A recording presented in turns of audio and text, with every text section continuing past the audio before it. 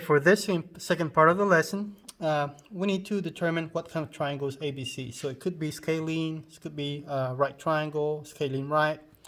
We don't know yet, but we can use a distance formula. But I'm going to use something different, which we have done. And I hope you realize that the distance formula also gives you the length of a side, which is the same as the Pythagorean theorem. Okay, the Pythagorean theorem helps you find either the legs or the hypotenuse. So I'm going to use Pythagorean theorem because it's easier and faster. So in this problem, okay, I just have the way you find the length. So what you do is you draw a right triangle that connects the point C and point A. So just do a vertical segment here and then connect that vertical segment with this horizontal segment, and that gives you the right triangle. And then all you do is you have to count. So this is 1, 2, 3, 4, 5. So that's how I got that this leg is 5 and this leg is 1, 2, 3, 4, 5, 6, 7, 8, 9, 10, 11, 12, 13, 14, and 15. So this leg is 15. So I'm going to use this formula here to find the length of AC. Okay, so AC is going to be, so we say 5 square plus 15 square equals C square, which is AC. That's the hypotenuse of this triangle in red, right triangle in red. So we know that 5 squared is 25 plus 15 squared, that's 225. So this equals C squared. Now I don't have much space here, so I'm just going to bring it over here, and I hope you don't mind. So 25 plus 225 is 250. So that equals C squared. But we don't want C squared. We want C by itself, which is AC. So we take the square root. And I'm just going to leave it like this for now. And I'm going to write C on this side. And I hope you understand. It's still the same thing. So C equals, or AC is, I'll just do AC here, is the square root of 250. So that's the length of AC. By the same reasoning, to find either BC or AB, let's do the same thing. So let's find BC. So BC, I'm trying to follow the same color that I'm using here. So BC is red, and I guess that's just to help you follow or keep track of what I'm doing here. So I already have the right triangle drawn out, so I advise you to do the same thing. Once you do that, just count. 1, 2, 3, 4, 5, 6, 7, 8, 9, 10, 11, 12. So this leg has a length of 12, and this one is 1, 2, 3, 4, 5, 6, 7, 8, 9. Okay, so this one is 9. Now, once we know the legs, I can do the same thing here for BC. Okay, so I have 9 square plus 12 square equals C squared. So 9 squared is 81, and 12 squared is 144. And if you add 81 plus 144, it gives you 225. So I'm going to again bring this over here. So 225 equals C squared. And again, since we don't want C squared, I'm going to change this to BC, and I hope you understand. Okay, it's the same thing. It's the hypotenuse. In this case, so BC is equal to the square root of 225. But is 225 a perfect square? And the answer is yes.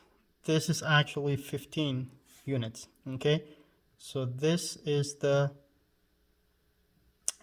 length of BC, segment BC. So we have one more side of the triangle, and that's BA, this side here. This is 1, 2, 3, okay, and this one is 1, 2, 3, 4, so this is 4. So then this one is 3 squared plus 4 squared, that equals C squared. 3 squared is 9, 4 squared is 16, that equals C squared. And again, I'm going to bring it over here. So then we have that 25 equals C squared. Then we take the square root to get rid of the square. So we know I'm going to change this to be 8, and I hope you understand. I'm going to bring it to this side. Okay, so the square root of 25 is 5. Now let's compare the length of each one of the sides of this triangle. This one is 5. Okay, so BA is 5. This is 5. This one is 250. AC is 200, square root of 250. So I'm going to write that down. 250, square root of 250. And then this one here, BC is 15. So as you can see, no sides are equal. So this is a, if no sides are equal, then this triangle has to be scalene. Okay? All right. Okay, so for the next part of this same problem, use slopes to check if it is a right triangle. Okay, so I'm not going to use the slope formula. I'm going to use rise over run. Okay, so let's find the slope of CA. CA has a rise of 5 and a run of 15. So this is 5 over 15, which simplifies to 1/3.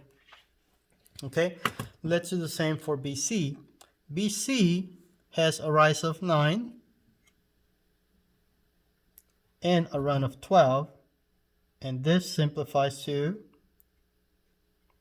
what? Okay, what does it simplify? I want you to think about this. And if you said 3/4, you're correct. Okay, so this is 3/4. This one is 1/3. And the last one, BA, has a rise of 4 and a run of 3.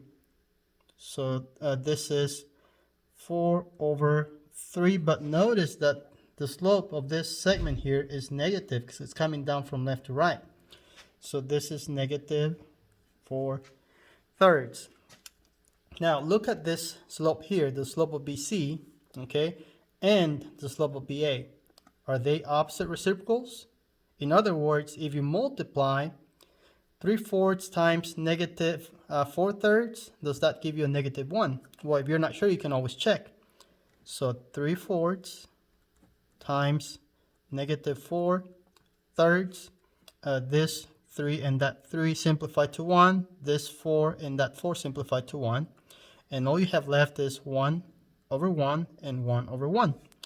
So this is 1 over 1, which is simply 1, but it's a negative 1. And I don't know if you remember this. We went over this in class and also in the video. If the product of two slopes is equal to negative 1, then the lines are perpendicular. So if they're perpendicular, then you do have a right angle right here. So this is a right angle.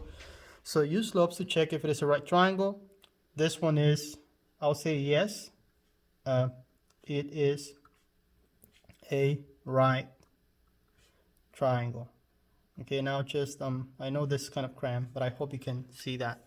All right, see you next time. Bye bye.